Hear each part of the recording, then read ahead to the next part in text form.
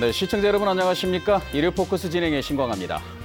올해로 본격적인 지방자치가 시작된 지 28년째를 맞습니다. 그러나 여전히 지방정부는 중앙정부의 정책 방향에 따라 움직이는 기형적인 지방자치가 계속되고 있고 지역의 혁신 역량 역시 제 기능을 발휘하지 못하고 있습니다. 역대 정부가 지방자치를 강화하겠다고 공약했지만 재정자치, 자치분권의 확대는 여전히 지방자치의 과제가 되고 있는 것도 현실입니다. 촛불혁명으로 탄생한 문재인 정부가 들어선 지 올해로 3년 차를 맞지만 자치분권 관련 법안은 여전히 국회에 계류돼 있고 지방 소멸의 위기는 고조되고 있습니다.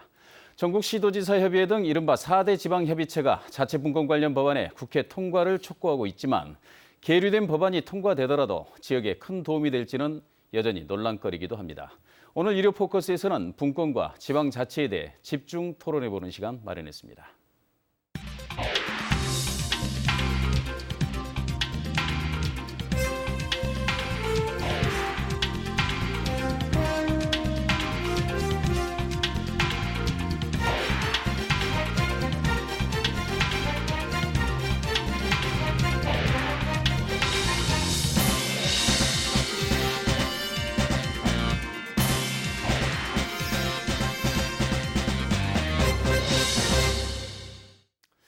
네, 그럼 먼저 참석해 주신 분들 소개해 드리겠습니다. 김유한 목포시의 의장 나오셨습니다. 네, 어서 오십시오. 임윤섭 전남도 자치행정과장 참석하셨고요. 안녕하십니까. 네, 어서 오십시오. 전남도의회 문행주 의원 참석하셨습니다. 안녕하십니까. 네, 반갑습니다. 조진상 동신대 교수 함께하셨습니다. 네, 안녕하십니까. 네, 반갑습니다. 네 분 패널 이렇게 모시게 돼서 반갑습니다. 오늘 그 지방분권법 제정, 그다음에 지방자치의 확대를 위한 방안들 이런 좀 짧지만 굵게 한번 토론해 볼 텐데요. 먼저 이 패널 네 분께 차례로 한번 들어보겠습니다. 지방분권법 제정이 시급한 이유 뭐라고 생각하시는지 패널들의 의견을 먼저 듣고 토론을 시작해 보도록 하겠습니다. 먼저 조진상 교수께서 먼저 말씀해 주시죠. 네, 현재 그 지방 그 상태에서는 수도권 집중이 계속 강화되고 있고 지방 소멸 위기에 대한 그게 크잖아요. 그 최근 고용정보원에서 발표한 자료에 하면 전체 시군구 중에서 30년 이내 소멸될 수 있는 곳이 전국에 그 84곳, 전체 자치단지 37%를 차지하거든요. 그래서 현재 그 중앙 그 집권적인 그리고 획일적인 그런 체제 하에서는 지방의 위기를 극복해 갈 수 없다. 그래서 지역 수요에 맞춘, 지역 맞춤형 그런 창의적인 그리고 자발적인 자치 행정이 필요해서 지방의 발전을 도모하지 않으면 안 된다. 그런 것이 지방 분권을 해야 될 이유라고 볼 수 있겠습니다. 예, 지방 소멸을 지역에 스스로 결정해가지고 살려낼 수 있는 지역의 활력을 되살릴 수 있는 그런 방안을 위해서 필요하다 이렇게 말씀을 해주셨는데요. 문행주 의원께서는 지금 이런 부분들에 대해서 토론도 많이 하시고 참석도 많이 하시고 그렇게 한 것으로 알고 있습니다만 지방분권법 제정이 시급한 이유는 뭐라고 보십니까? 지방자치가 부활된 지 30년이 가까워오고 있습니다. 네. 여전히 대한민국은 서울공화국이고 수도권 공화국입니다. 지역 주민들에게 권한과 예산을 돌려주겠다고 얘기한 지가 30년이 됐음에도 불구하고 아직까지 이 일들은 답보 상태에 있습니다. 지역 주민들이 정말로 주민 노릇을 하느냐 못하느냐에 따라서 대한민국의 미래가 열리느냐 아니면은 후퇴하느냐 하는 그런 결정적인 시점에 있다고 생각합니다. 문재인 대통령이 이 연방제에 준하는 지방자치를 하겠다는 그 약속들이 앞으로 공약했죠. 대한민국의 미래를 결정할 거라고 이렇게 생각합니다. 연방제 결국은 이제 그 문재인 대통령이 국정 과제나 공약 사항을 그대로 이행을 해달라 하는 그런 촉구하시는 말씀으로 해주셨는데요. 자, 그렇다면 지금 이 지방분권법 제정을 이제 전남도에서는 좀 뭐 주도적으로 지금 하고 계시는 이런 부분들인데 지금 그 임윤섭 자치행정과장께서는 지금 전남도에서는 이 지방분권법 어떤 측면을 강조하면서 제정을 촉구하고 있습니다. 우리 도에서는 지방분권에 대해서는 여러 가지 안을 마련하고 있습니다만 아시다시피 문재인 정부에서도 지방분권을 위해서 한 6개 분야의 33개의 과제 정도로 구성된 자치분권 종합계획을 마련한 바 있습니다. 이에 따라서 우리 도에서도 한 24명 규모, 24명 규모의 TF팀을 구성을 해서 이와 관련된 대응 계획을 마련하고 있는데 아직까지 지금 국무회의를 거쳐서 아시다시피 국회에 계류 중인 분권법이 개정되지 않고 제정되지 않아서 아직은 답보 상태인 상황입니다. 그러나 이게 제대로 된다면은 저희들이 바로 이와 관련된 개념과 함께 대응 과제를 실천해 나가도록 그렇게 하겠습니다. 알겠습니다. 김현 목포시장님께서는 지금 지방 분권 이 부분에 대해서 굉장히 기대감도 많이 보이시고 약간 비판적인 의견도 좀 제시하시고 현대로서는 안 된다 이런 부분도 말씀하시는 걸로 알고 있는데요. 지방 분권법 제정이 시급한 이유, 기초의회 단위에서는 어떤 이유 때문에 그러리라고 보십니까? 지방 분권이 반드시 돼야 된다. 그 말씀에는 동의합니다. 네. 그리고 국가가 대한민국이 발전하기 위해서는 새로운 패러다임, 새로운 국가 경영 이게 있어야 되는데 그게 반드시 지방 분권이다. 이 부분에 대해서는 저는 100% 공감합니다. 그래서 네. 말씀하셨던 것처럼 문재인 대통령도 연방제의 복원과는 지방 분권을 하겠다 해서 헌법 개헌을 이렇게 추진하고 있습니다. 조금 더 첨언해서 말씀드리면 대한민국은 참 특이한 이런 현상이 갖고 있습니다. 특이한 현상이다. 예. 첫째, 수도권 면적이 전 국토의 12%밖에 되지 않습니다. 예. 그 조그마한 그 면적에 인구의 50%가 넘는 인구가 살고 있습니다. 그리고 1000대 기업의 74%가 수도권에 있습니다. 신용카드 사용의 80%가 수도권에서 이루어집니다. 그야말로 수도권 집중의 이런 그 나라다. 이렇게 가서는 국토의 균형 발전을 이뤄낼 수가 없고 지금 말씀하셨듯이 지방이 소멸해가는 이런 것을 뻔히 나올 수밖에 없는 현상이다. 하지만 반드시 여기에는 과정이 있어야 된다. 현재 상태에서는 우리 지방 226개의 지방자치단체를 보면 재정 상태라든가 이런 부분에서 똑같지가 않습니다. 인구 100만이 있는 도시가 있는가 하면 네. 3만이 있는 군이 있습니다. 네. 이게 다 똑같은 지방자치단체입니다. 이렇게 기울어진 운동장에서 우리 지방 분권을 바로 실시해서 똑같은 경쟁을 하라 한다면 저는 부익부 빈익빈 잘된 단체는 더 잘되게 되고 재정이 어려운 단체는 더 어렵게 되는 이런 결과가 나오기 뻔하다. 예. 그래서 우리 운동장으로 보면 평탄 작업을 할 필요가 있다. 그래서 단계적인 절차적인 부분이 우선 선행돼야 된다.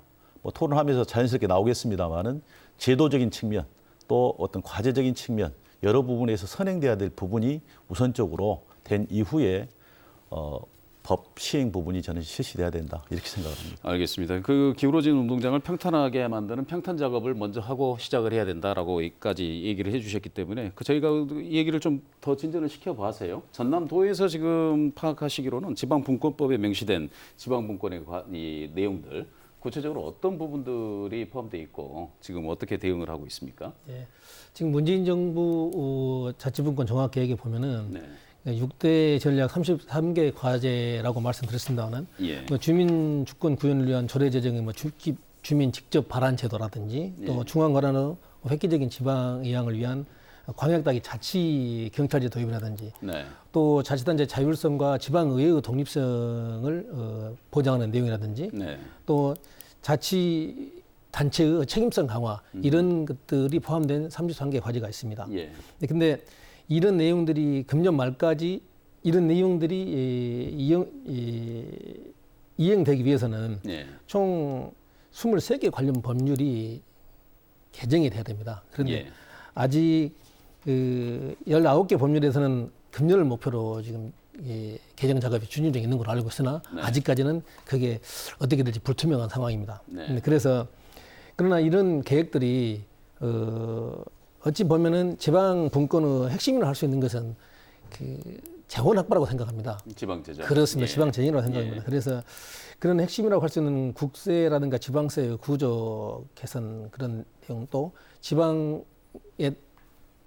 내려줄 수 있는 국고 보류 사업의 어떤 그 이양 예. 이런 내용들이 아직 의지가 약한 것 같습니다. 그래서 우리 도에서는 지방의 재정 보전 방안 또 재정 확보 방안에 중점을 두고 지금 대안을 마련하고자 합니다. 알겠습니다. 우리 조진상 교수께서는 지금 전남도 지방분권 이 관련 대응 과제 선정할 때 위원장을 맡으신 분으로 알고 있는데요. 예. 지금 그 전남도 지방분권 과제를 선정했을 때 그 방향성은 어떤 방향을 가지고 선정하시고 논의 과정을 거치셨습니까? 예, 임윤석 과장께서 이미 자세하게 설명을 해주셨지만 예. 우리가 이제 자치분권하고 균형발전 이렇게 봤을 때 자치분권을 하게 되면 네. 그 서울이나 수도권 그리고 그 부산을 비롯한 그 동남권의 경제력이 이렇게 뛰어나기 때문에 예. 오히려 거기 재정력이 풍부해지고 충청도나 전라도 이쪽은 그 경제적으로 낙후돼 있기 때문에 오히려 그 세원의 지방 배분이 이 낙후된 지역에 대해서는 불리하게 작용을 할 수가 있거든요. 네. 이제 물론 이제 그 정부에서는 세원을 재배분할 때 어느 지역도 기존보다 줄어들도록 하지는 않겠다라고 이제 말을 하지만 어떤 것은 많이 늘어나고 어떤 것은 적게 늘어나면은 그것도 상대적으로 거기에 불이익을 갖게 되는 거거든요. 예. 그런 점에서 저희 전라남도는 이 자치분권도 중요하지만 지역 균형 발전을 저해하는 그런 수준의 자치분권이 되어서는 절대 안 된다. 예. 그래서 특히 그 세원 재원 배분에서 그것이 불이익이 없도록 그런 것을 계속 유의하고 또 연구하고 그래왔습니다. 알겠습니다. 지금 그 지방분권의 핵심으로 재정분권과 자치분권 이 두 방향을 지금 말씀을 해주셨는데요. 궁극적으로 보면 전남의 인구가 감소하면서 재정을 확충하기 위한 그 기반이 그만큼 취약하다 이런 얘기 아니겠습니까? 문행주도 의원께서 보실 때 이 재정자치를 위해서 지금 이 지방분권법 이런 부분에서 좀 신경 써야 될 부분들은 어떤 부분들이 있다고 봅니까? 우선 우리 그 현재의 지방자치를 여러 사람들이 논의할 때 앞에 그렇게 명예롭지 않은 이할 자치다 이런 표현을 합니다. 지금 현재 지방재정법에 명시되어 있는 소위 우리 지방자치를 위해서 충분하게 먼저 선결되어야 할 지방재정에 대한 내용들이 보완이 되지 않고 과연 제대로 된 지방자치가 이루어질 수 있느냐 이런 측면에서 대단히 지방재정 자체가 먼저 손질이 돼야 된다. 거기에서 그런 생각이 들고요. 이할 자치에서 그 이할이 결국은 현제 그 지금 8대2의 소위 말로 재원 배분 구조는 세원 배분 구조는 결국은 지방자치가 결국은 그 정도 수준 이할 수준의 지방자치로 계속 그걸 묶어둘 수밖에 없다. 이런 생각이 들거든요. 그래서 우선은 이제 특히 지방소득세, 소비세 이런 부분들에 대한 새로운 세원의 발굴 그리고 세원을 가능하게 할 수 있는 법률 제정 이런 것들이 이루어져야 되고 소비세가 지금 10%포인트 이상으로 이렇게 좀 가야지 이게 핵심적으로 새로운 어떤 지방 재정을 확충할 수 있는 그런 구조적인 조건들이 만들어진다 이렇게 생각을 합니다. 임윤석 과장님 이건 어떻습니까? 이 논의 과정에서 지금 이 지방분권법 현행대로 이렇게 이루어진다면 입법이 된다면 전남도에 직접적으로 얻어지는 수익 그러니까 늘 확대되는 재정 수익은 어느 정도나 된다고 보십니까? 방금 조진상 교수님과 그다음에 문행주 의원님께서 말씀하셨습니다. 자칫 잘못하면은 지금 8대2로 돼 있는 국비와 지방비의 비율이 7대3이나 6대4로 갈 경우 불이익을 볼 수 있는 지방자치단체가 몇 군데 생길 수 있다. 저희들이 분석에 의한 것이 아니고 국회에서 시뮬레이션을 한번 해봤습니다. 그런 내용을 자료를 보면은 만일에 우리 지금 현재 국세와 지방세 비율이 8대2에서 7대3으로 갈 경우 우리 전남 같은 경우는 10개 시군 여기 자료에 나와 있지만 곡성, 구례, 고흥, 보성, 장흥, 해남, 한평, 완도, 진도, 신안 이 10개 시군에 있어서는 지금보다 받고 있는 지방세라든가 교부세, 교부금을 덜 받는 결과가 초래를 하게 될 수도 있다고 그렇게 나와 있습니다.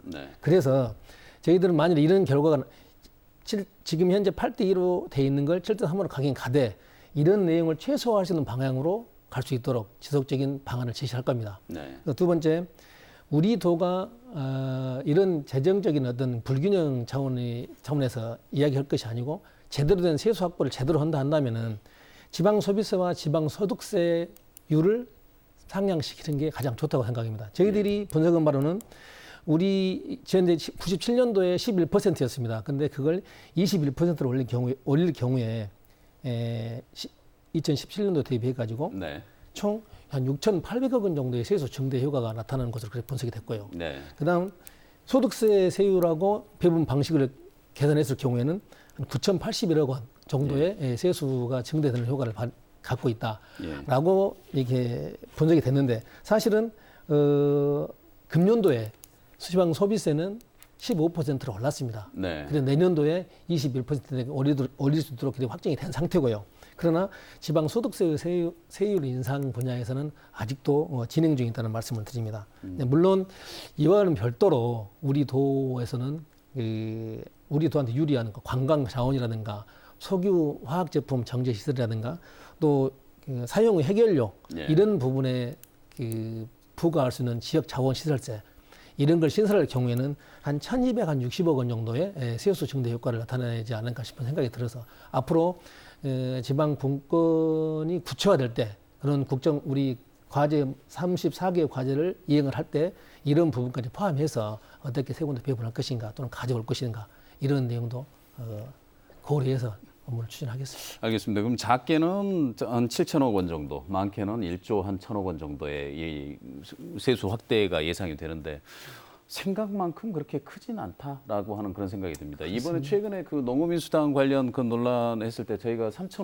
최소 1,500억 원에서 3,500억 원 정도의 재원 마련을 두고 그렇게 치열한 갈등을 했던 걸 보면 실질적으로 봤을 때 이 세수가 확대되는 부분들이 전 분야로 이렇게 흡수가 되기 때문에 실질적으로 전남이 무슨 현안 사업을 하나를 추진한다든가 쉽게 얘기하면 연륙연동이 하나를 더 신설하겠다 해도 할 수 없는 것 아니겠습니까?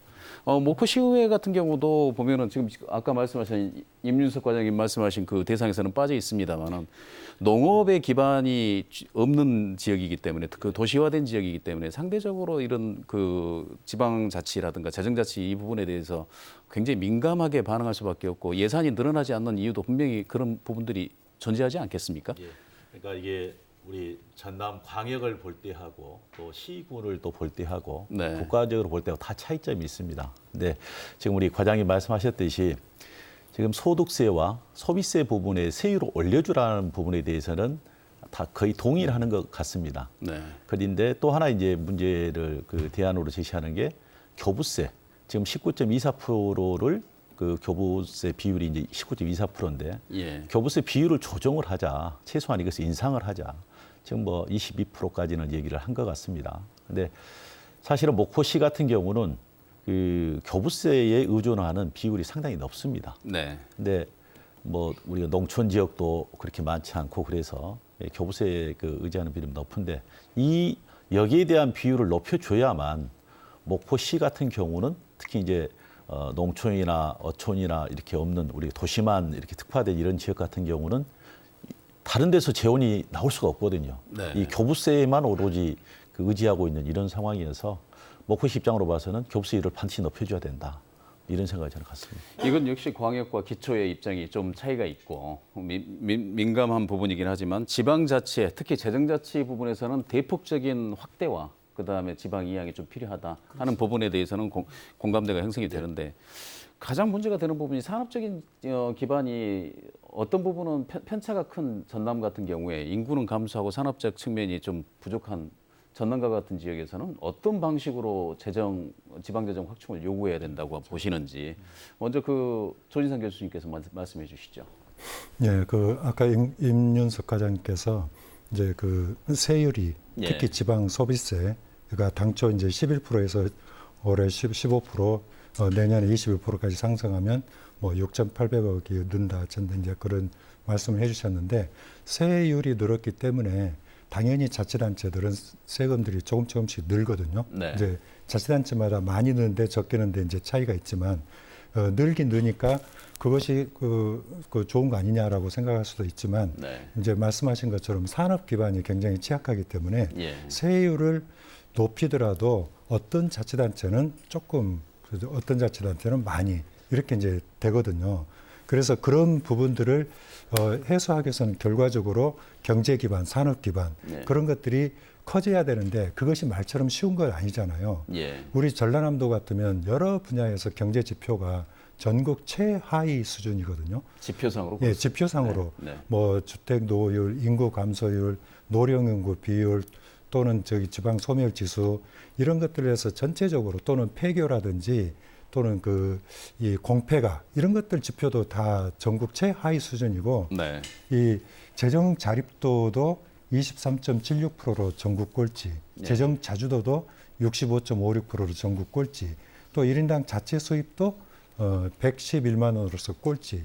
이렇게 가장 그 취약한 자치단체인데 그러면 이제 이 산업 기반이 취약한데 어떻게 할 거냐라는 점도 있지만 기존에 있는 산업 기반 경우도 거기에 이제 그 법인세나 소득세가 다 서울로 가버리는 경우도 있거든요. 예. 거기 여수, 광양 이런 것은 대규모 산업 시설이 있지만 네. 상당 부분 저기 소득이 서울로 잡히고 그래서 그것을 이제 통계로 좀 뽑아 보니까요.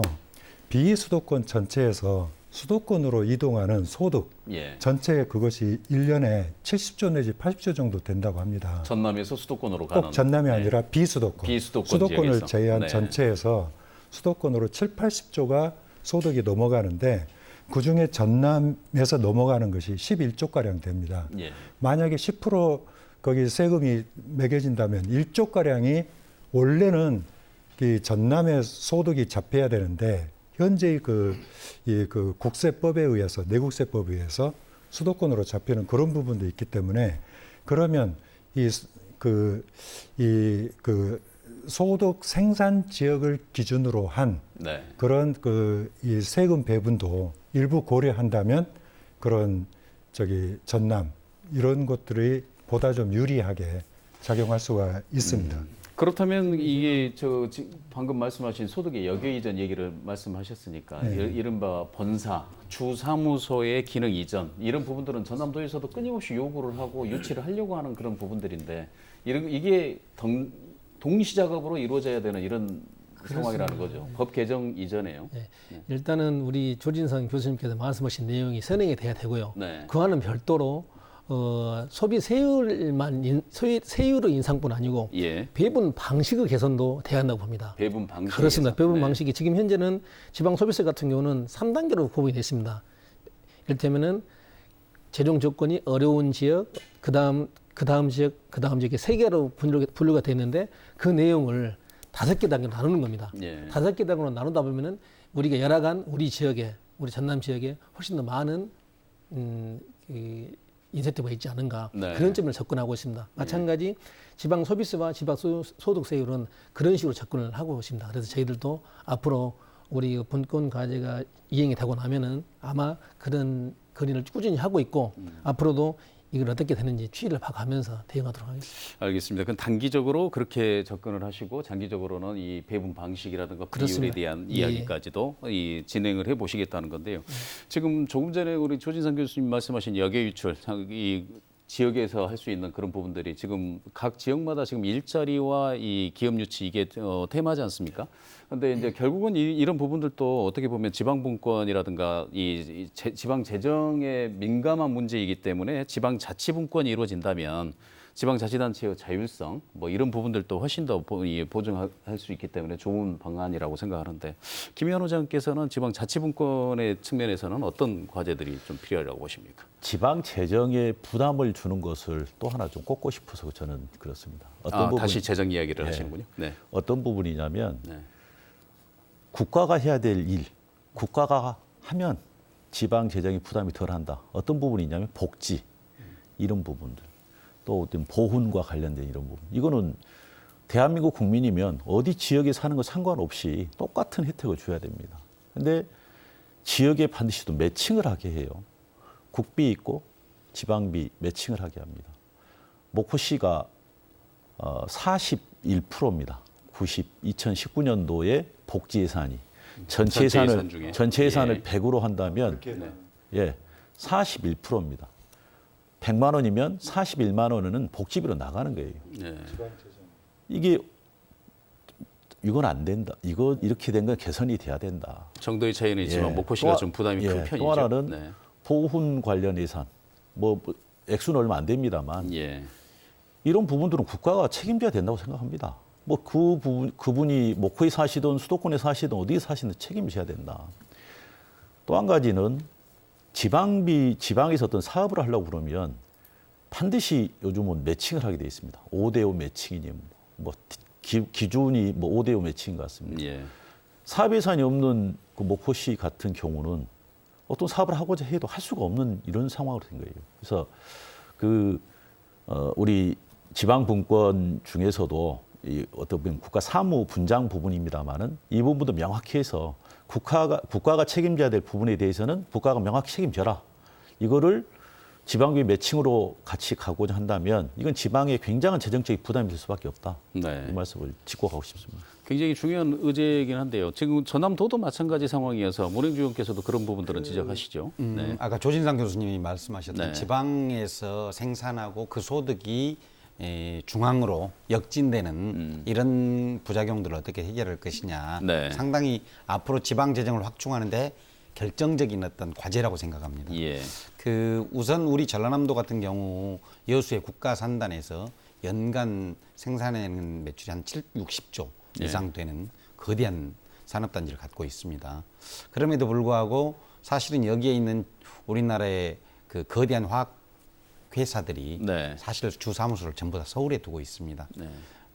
생산은 여기서 하고 또 여기서 지역 주민들에게 많은 공해, 오염 이런 것들을 유발시키면서도 네. 핵심적인 알맹이는 또 수도권으로 빠져버리는 그런 역기능들이 나고 있거든요. 예. 그래서 지금 대한민국이 사실은 지역균형발전법 이후로 혁신도시를 만들고 전국의 공기관, 공기업들을 대거 지금 이전을 했고 이제 또 새롭게 또 2차 네. 이전 단계에 들어가 있습니다. 네. 저는 이러한 어떤 정치적 상상력들을 이 기업에도 발휘할 수 있다고 생각합니다. 그래서 예컨대 세금을 감면해 준다든가 이런 방식으로 좀 혜택을 주면서 지방의 이전 그리고 우리나라에도 지금 상당히 몇몇 기업들이 지방으로 이전해서 그 지역에 상당히 많은 재정적인 도움을 주는 경우가 있습니다. 네. 그래서 이런 것들이 앞으로 중앙 정부가 좀 적극적으로 추진해 내야 할 그런 어떤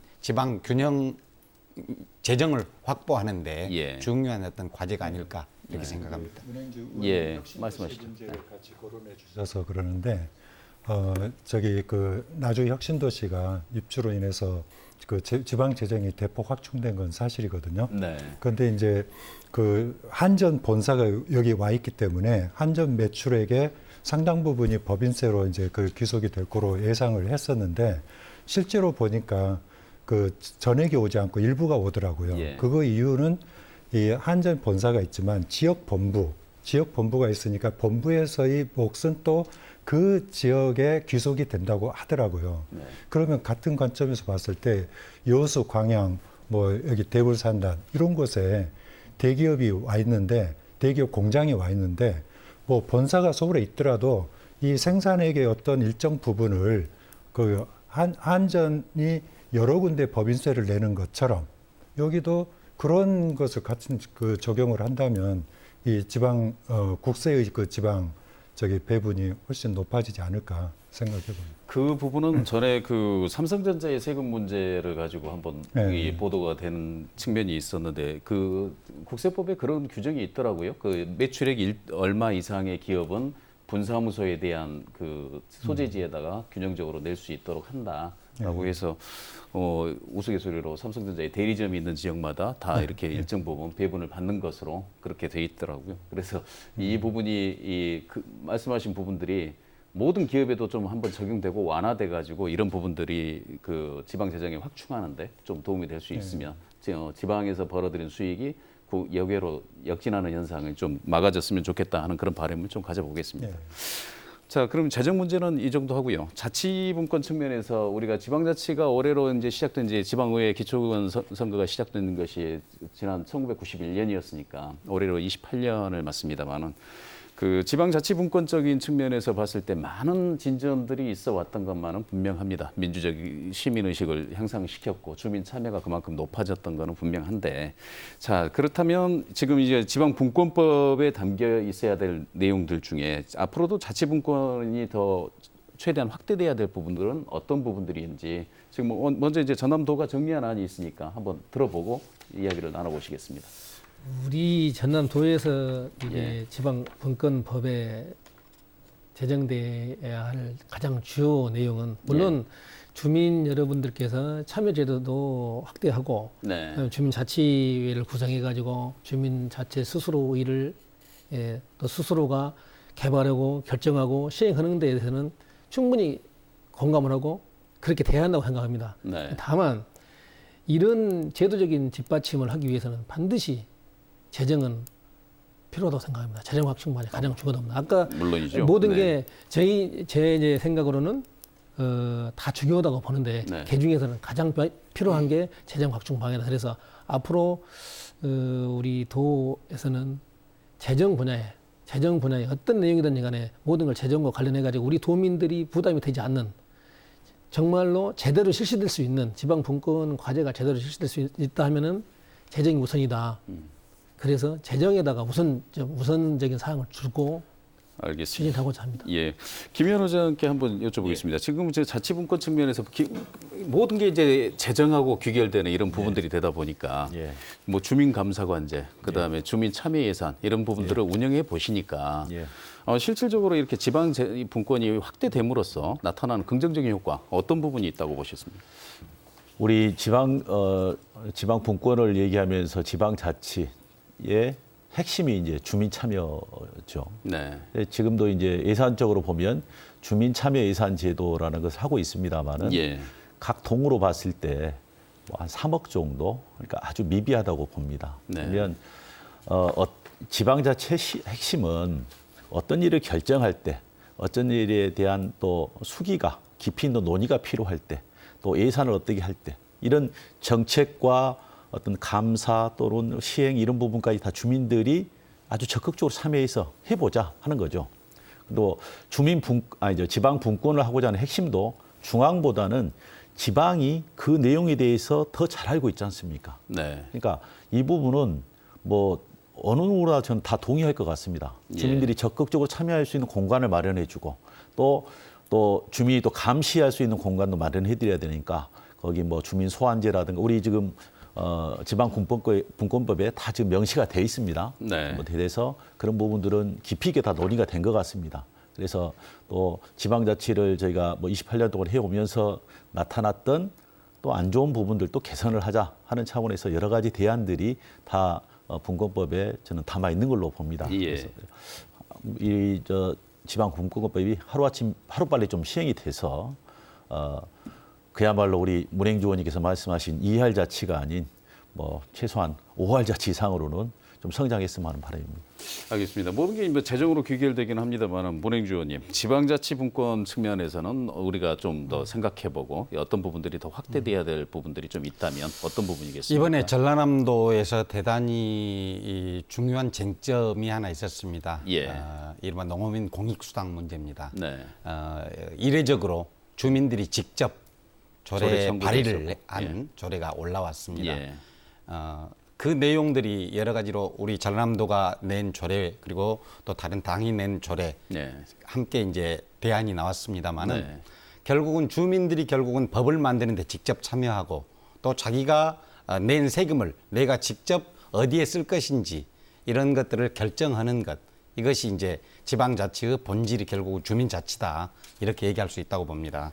지금 통계적으로 보니까요 2000년부터 2018년까지 전국에서 주민조례를 발의한 수가 네. 242건밖에 안 됩니다. 그렇게 연간 적습니까? 평균 13건밖에 안 됩니다. 예. 이건 결국은 제도적인 절차나 네. 또 이러면 발의자 수가 워낙 많기 때문에 좀 비현실적인 부분이 있습니다. 예. 그래서 결국은 이런 것들을 완화해서 제도적인 어떤 완벽성보다 주민들에게 우선적으로 이런 참여할 수 있는 문호를 개방해 주는 것 네. 이런 것들이 훨씬 더 좀 실험적이고 과감하게 먼저 이루어져야 된다. 그래서 이제 앞으로 예를 들면은 주민 직접 발언제도, 네. 주민 소환제도, 네. 또 이제 주민 감사 청구, 또 뭐 주민 참여 예산제 예. 이런 것들이 좀 문호가 확대돼야 되고요. 예. 또 이제 이런 방식으로는 현실적으로 지금 각종 서류상으로만 가능해지는 것, 오프라인 방식 말고 네. 온라인 방식으로 좀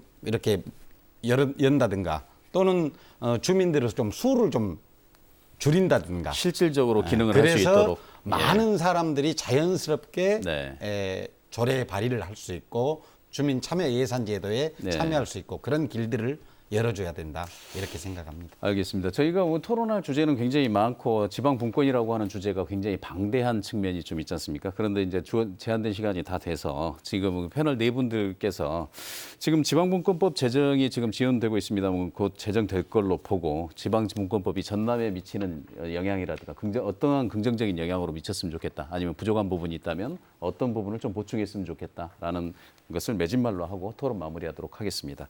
먼저 조진상 교수님 먼저 말씀해 주시죠. 네. 네, 지금 이제 그 지방자치법 전부 개정안하고 네. 지방 이양 일괄법 이제 여러 가지 그 법 개정이 이제 필요하지만 그게 앞으로 그 해결돼야 될 핵심 법으로 보여지고요. 네. 지방 이양 일괄법에 통과가 되면 상당히 지방 정부의 권한이 거기 커지고 재원도 많이 확보될 것이고 지방자치법이 만약에 전부 개정안이 통과되면은 무엇보다도 주민자치의 선언, 주민들에게 그게 그 주권이 있다는 그것을 표방하는 것인데 그런 큰 변화가 있을 거라고 봅니다. 그래서 여기에 걸맞게 주민 소환이나 그 문행주 의원님이 말씀해 주신 대로 주민 발안 또는 그 주민 참여 예산 이런 것들이 강화돼 가지고 주민들이 지방자치에 좋은 점을 체감할 수 있도록 하는 것이 좋을 것 같습니다. 알겠습니다. 다음 문행주 의원님 말씀해 주시죠. 예, 전국 광역시의회 협의회에서 예. 약 600~700여 명 되는 의원들이 직접 여의도에 모여서 요구한 적이 있습니다. 지금 정치개혁법이 이제는 조국 국면이 조금 진정이 되면서 정치개혁법이 이제 전면화될 그런 시점이 있습니다. 대한민국의 정치개혁의 핵심은 지방 분권이 강화되느냐 아니냐에 따라서 정치개혁이 이루어지느냐 아니면은 후퇴했느냐를 결정할 수 있는 시금석이라고 생각합니다. 네. 그래서 우리 전라남도 같은 경우 특히 다른 지역보다 더 이 지방 분권 이 법률의 어떤 변화에 따라서 전라남도의 운명이 많이 바뀔 것이다. 그래서 저희들은 앞으로도 전국 의원들의 어떤 힘을, 지방 의원들의 힘을 모아서 이 문제가 반드시 관철될 수 있도록 예. 최선을 다해내겠습니다. 예. 운명이 바뀔 수 있는 중요한 문제다라고 말씀해 주셨습니다. 임윤석 과장님 말씀해 주시죠. 네. 예, 우리 지방 분권이라는 것은 약해지는 국가 성장 동력은 중앙 집권에서 지방 분권 국가로 전환이 해법이다라는 근태 전제하에 네. 하루빨리 지방 분권 관련 법이 통과돼서 본격적인 지방 분권 작업이 이행되기를 바랍니다. 우리 도에서는 앞으로 이행이 된다면은 2단계 재정 분권 추진 계획이 2020년부터 22년까지 될 겁니다. 그때 지방 분권세 도입이라든가 이런 제도적인 지방 재정에 대한 분야에 중점을 둬서 지방 재정제도 개편이 제대로 됨으로 인해서 우리 지방 분권이 제대로 될 수 있도록 그렇게 하겠습니다. 재정제도의 개편이 실질적인 지방 분권에 이바지할 것으로 기대한다라는 말씀이시고, 자 그럼 김의원 의장님께서 마지막으로 한 말씀 해주시죠. 하루빨리 지방분권법이 통과되길 바랍니다. 두 가지 측면에서 저는 그렇습니다. 첫째는 전남이 언제까지 이렇게 있을 수 없다라는 부분입니다. 성남시하고 용인시의 인구를 합치면 전남의 인구 정도 됩니다. 다 떠나서 수도권으로 다 올라간 결과겠죠. 이제는 돌아오는 전남에서 뭔가를 해보고 싶은 이런 전남을 만들기 위해서는 반드시 여러 가지가 다 필요합니다만은 이 지방분권법이 그 핵심에 있는 것 같습니다. 그래서 이제는 우리가 계속 떠나는 이런 부분을 한탄만 하고 있을 게 아니라 전남이 새로운 모습으로 탄생하기 위해서는 반드시 이 부분이 필요하다. 또 계속 반복된 얘기입니다만은 제대로 된 지방자치를 실현하기 위해서는 반드시 지방자치분권법이 통과돼야 된다. 저는 생각을 합니다. 여러 가지 지적도 있고 개선 요구사항도 많이 있습니다. 하지만 우리가 10년, 20년 후와 비교해 보면 우리 주민 또 국민 이 자치에 관한 부분들은 많이 성장을 했다고 봅니다. 개선할 건 개선을 하고 제대로 된 주민자치 권리를 행사하기 위해서는 반드시 지방분권법이 실행돼야 된다 이렇게 생각을 합니다. 네, 알겠습니다. 네 분 이렇게 장시간 말씀 감사합니다. 네, 우리나라 지방자치는 여전히 중앙에 예속된 기형적인 자치 구조를 가지고 있습니다. 선거 또한 마찬가지로 중앙정치에 예속돼 전국적인 선거 판도가 지역에도 그대로 적용되는 상황입니다.